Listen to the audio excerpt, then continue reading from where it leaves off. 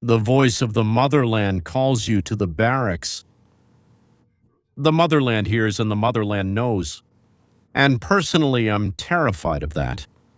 I really don't want the country that calls itself my motherland to know anything about me or to be interested in anything I do. Of course, I haven't been ignored because of my line of work, but I've been informed about that quite a few times. But the thing is, the attention from this so-called motherland is terrible. Terrible. Marina Tsveteva, as probably everyone knows, hanged herself in Yelabuga. In August of 1941, 2 years before that, she returned to the USSR following her husband and daughter. She couldn't do anything. They really needed to return from exile.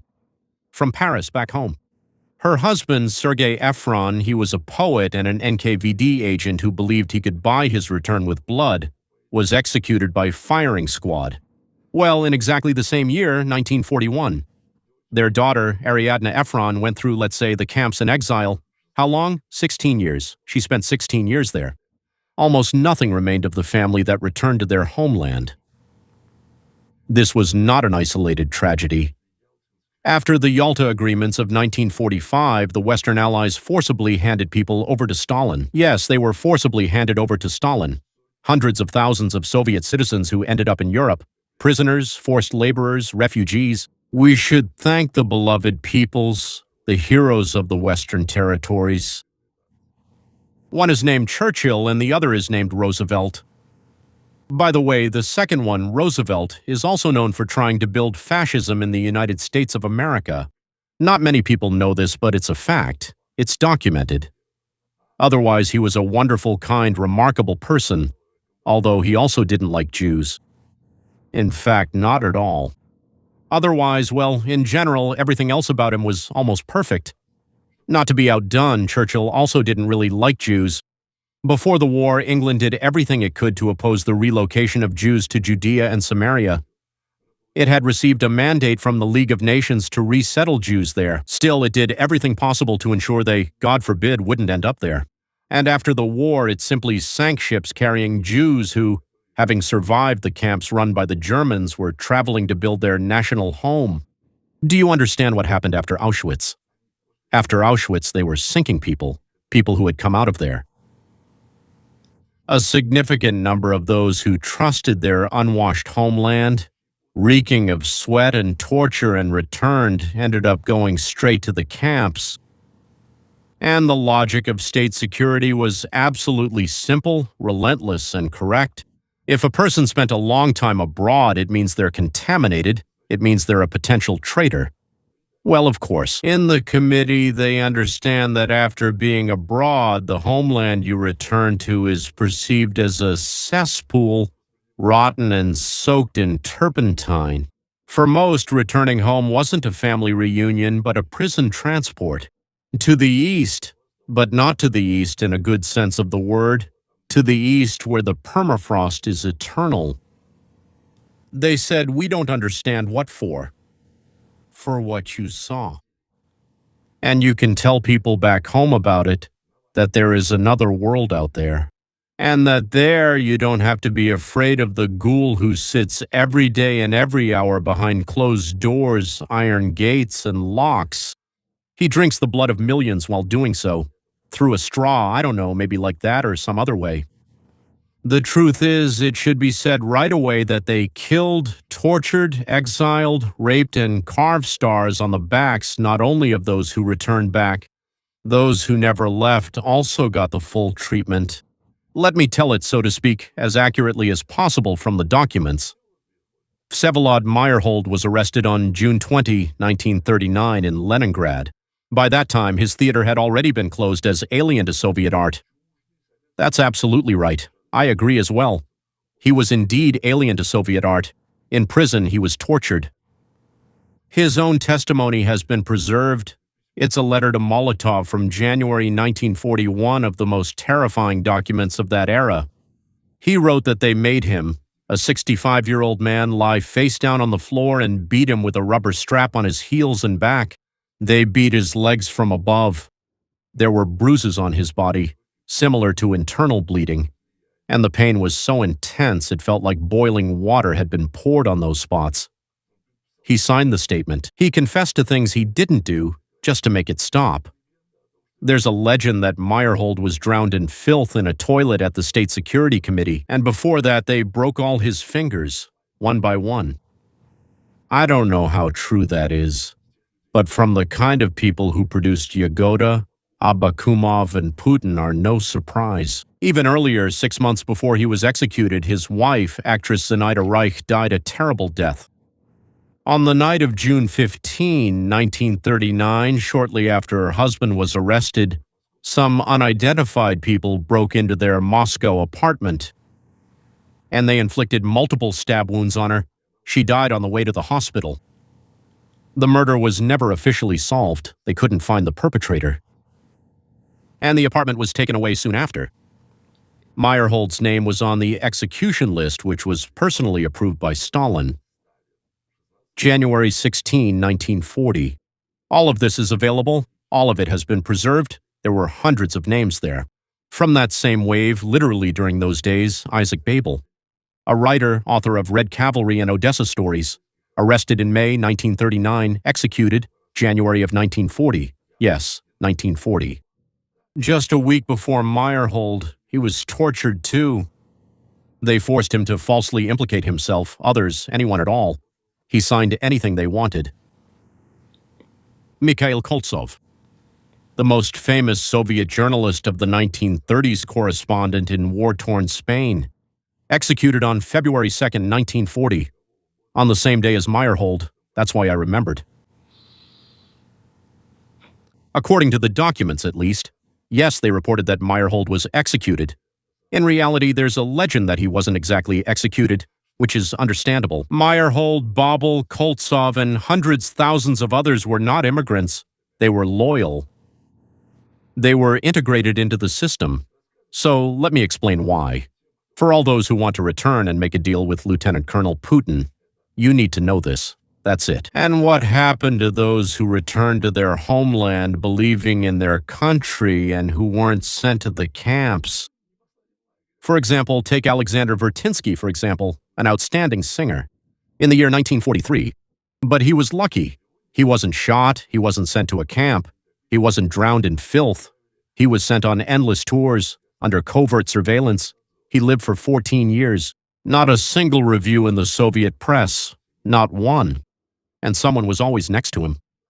He walked around, used the bathroom, and ate what he wanted, but there were always informers and guards nearby. And the composer was a genius, Sergei Prokofiev. He arrived in 1936 on the eve of the Great Terror. He witnessed the devastation. His last late compositions were banned and he was persecuted. He died on the same day as Stalin, almost forgotten. Of course, we remembered him later. When they returned, those who came back were considered collaborators and spies.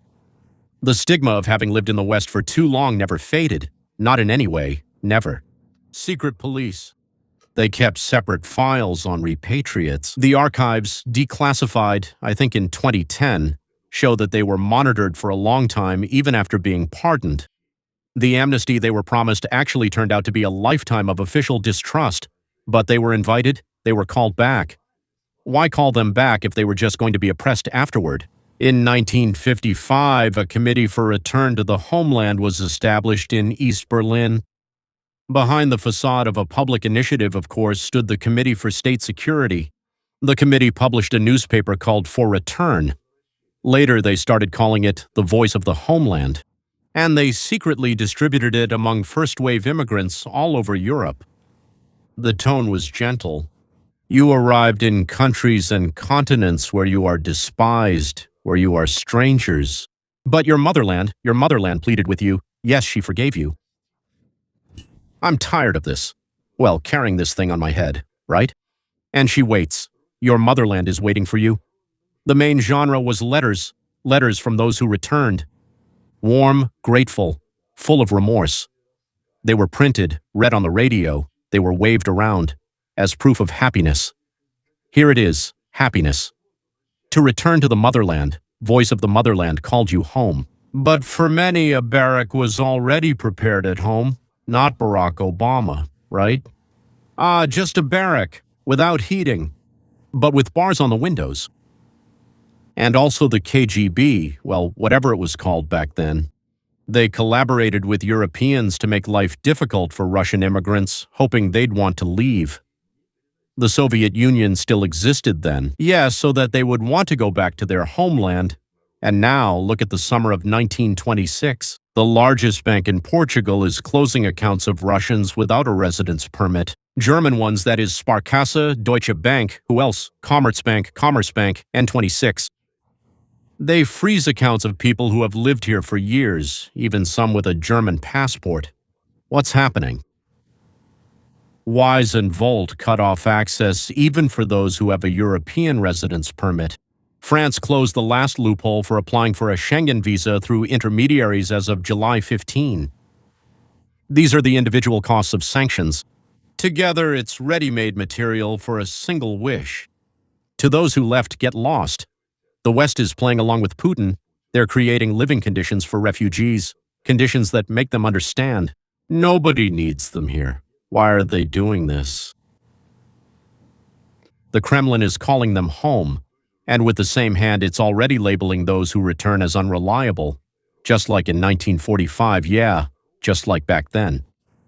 According to reports, Russian security services today mark prolonged absence as a risk factor, and Gazprom banks have been advised not to hire returning émigrés. We discussed this word once. The operation is underway on all three fronts at once, so to speak. And the synchronicity actually reveals the plan. The first front is to drive them out and wear them down. The kind and all-forgiving Motherland cuts off those who left from everything they left behind. The Duma is discussing a ban on selling the apartment or car they left behind. Deprivation of banking services, refusal to issue documents, and even denial of marriage and death registrations. Revocation of power of attorney, that is, so that a person abroad would lose all control over their affairs back home. A public blacklist of people stripped of certain rights is being proposed on a government website. It's copied from the Soviet Lishanet system, people denied rights. The same thing happened in Germany under Hitler, by the way. More than 1,100 people have already been declared foreign agents. In absentia, sentences are multiplying. And the most effective lever is pressure on those who remain. Phone calls and warning talks with the parents of those who left. Come back before it's too late. Otherwise, we'll go after your family. Come back before it's too late. Soroka, my native country, it's full of state security officers who make sure you don't forget what it means to be taught a lesson. The second front. Roll out the red carpet. At the same time, develop the infrastructure. Return. A repatriation program with expedited citizenship. So everything's fine. You stay there for now. Everything's bad. You come back. Everything's really good. A values-based visa for those who share the Russian spirit and Russian spiritual and moral values. Since July 1, 1926, Russians in 12 countries have been able to get electronic signatures and access government services online. Powers of attorney can now be sent to consulates electronically. It appears to be an act of care. You don't need to travel just to get visas or for values. Electronically, on the surface, it's care. Of course it's care. But in reality, they're carefully leading you back into the system again. And then there's the third front. Letters from returnees. Exactly like the voice of the Motherland used to tell us. Russian business media. Those who share Russian spiritual and moral values. In the RBC column, HR consultants suggest ready-made phrases for interviews.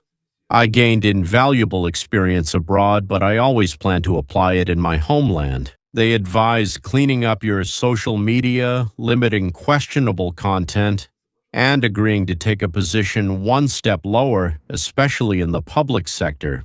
This is training in public repentance and rehearsed loyalty.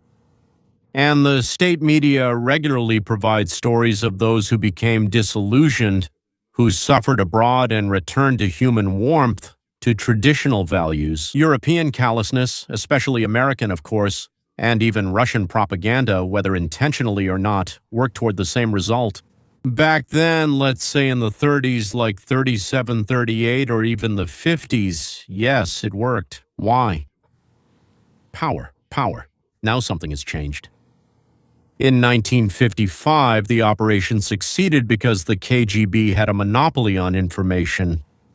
And an emigrant in Paris who read Voice of the Motherland couldn't call a friend who had returned and ask, "Listen, is it true?" The letters were edited and written by KGB agents, and there was no way to verify them. There was nothing to compare the heartwarming testimony of someone who had repented to. People believed and ended up in camps. This is where the whole difference lies. Today, there is no monopoly on information. Every disillusioned person who is shown on TV has a phone. He might be afraid to use his own phone, but someone else with a different phone can always write to their friends to find out what really happened. In absentia convictions, searches at parents' homes, refusal of jobs to those who returned. All of this comes out on the same day in chats and channels, and not half a century later from declassified archives. The lie about human warmth no longer lives in a vacuum. Next to it in the feed are real stories of those who returned and are horrified by it. This is the shield that the first wave didn't have. The diaspora can do what Tsvetaeva and Voye Front couldn't: warn each other. Check the letters of those who returned. Respond to propaganda in real time. And speak directly, speak directly. Guys, Russia is lying to you. The difficulties abroad are absolutely real. There's no need to downplay them. But when the state, which has been pushing you out for years, suddenly insists on calling you back so persistently, well, it's worth remembering how the previous episode of the same cartoon ended. And to tell this to those who are still hesitating. In 55, there was no one to tell. Today, there is. And that's why it's so amazing that there are hundreds, some even say thousands of people who are starting to believe in this brainwashing propaganda. They suddenly start to feel the warmth of the motherland. I mean, it was always cold and nasty, but now it's radiating warmth. And suddenly they become filled with hatred towards all those countries and people who welcome them, who accepted them, who helped them, who even allowed them to enter in the first place. How does this happen? This thing in the head, or maybe in the body somewhere else, I don't know. It's astonishing to me, but it happens. I know, I constantly get information that there are some crazy people. Well, there aren't actually that many of them. So that's how this deception service from the pseudo-homeland tells it. Remember the Ministry of Truth, which is located right across from the Ministry of Love in George Orwell's work. I understand that most people in the world know Orwell. Yes. Well, if they read anything, it's pornographic novels with heart-wrenching stories, about dim-witted girls giving themselves to the first guy they meet. And those who read these novels dream of being the first guy those girls meet. I understand that this is the majority of the planet's population, but I thought that those who left should at least be a bit smarter because they did leave, right? Although, honestly, this opinion isn't based on anything. Judging by the number of online searches, this is one of the main topics today for the Russian-speaking diaspora. So why do people who claim to have information from there, who say they know for sure that there are liars and bloody murderers living there, why do they all keep talking? They are interested in this topic, specifically about returning. Yes, of course, every case is individual, but here are direct answers to the questions that most often trouble people. Can I go home and at least visit my parents? Ladies and gentlemen, parents are getting older, yes. And when you weigh guilt against the fear of not having a chance to say goodbye, that's the most human question of all. But honestly, no one can give you a guarantee. The risk is high if you have ever publicly spoken out against the war, if you are listed as a foreign agent even without your knowledge, or if you are a man of conscription age. But then it's just a lottery, flipping a coin and seeing what happens. There have been known cases of detentions and additional questioning right at the border. For a politically active person, the main danger is unpredictability, not a specific article, but the unpredictability itself.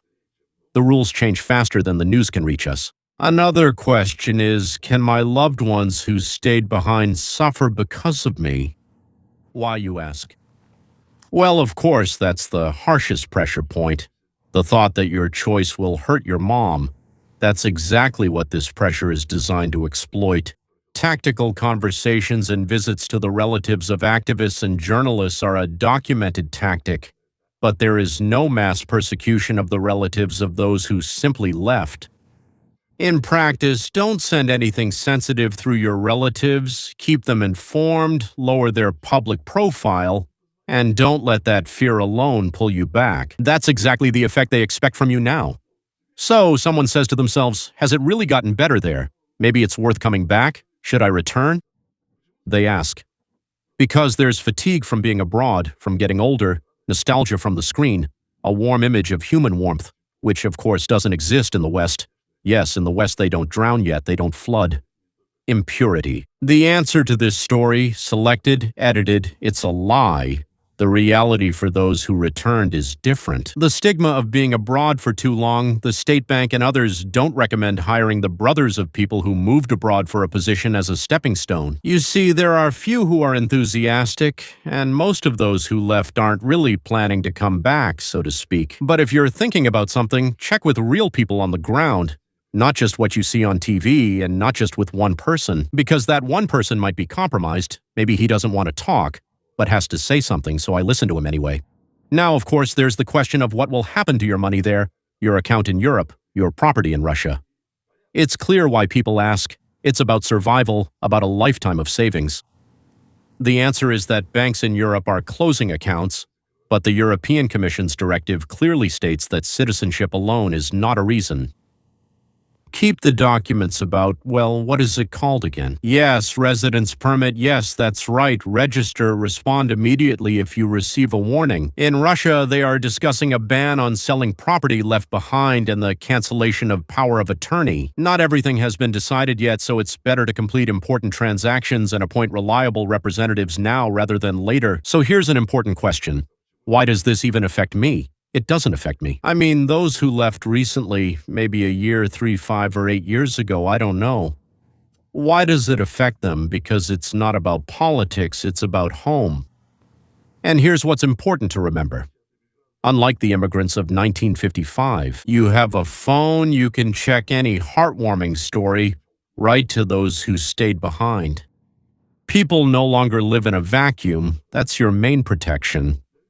Dear friends, no matter what the authorities tell you, it is always, without exception, blatant deception and vile lies on the air, in movies, in TV shows, and concerts. They weave in something they know will affect you most deeply because they hope they can turn off your mind by turning on your emotions. And here I want to leave it at that. The only way to survive in this world is to remain Homo sapiens, that is, thinking beings. Don't let yourself be led into a state where you become a drooling idiot. Use your head. It's a very important part of your body. If you learn to think for yourself, you'll be able to make the right decisions. Those people back home, that's exactly what they're afraid of. So let's end today with me wishing you to make the right decisions. And what those decisions are, that's up to each of you.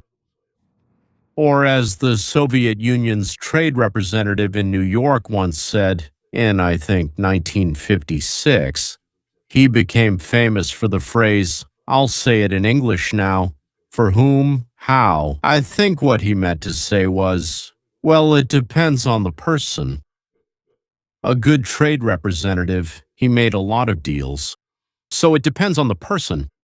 Personally, I hate them so much that I can't even imagine how someone could go back there to live. And right now, at this moment, I can't even imagine visiting either. All right then, ladies and gentlemen, let's say goodbye here.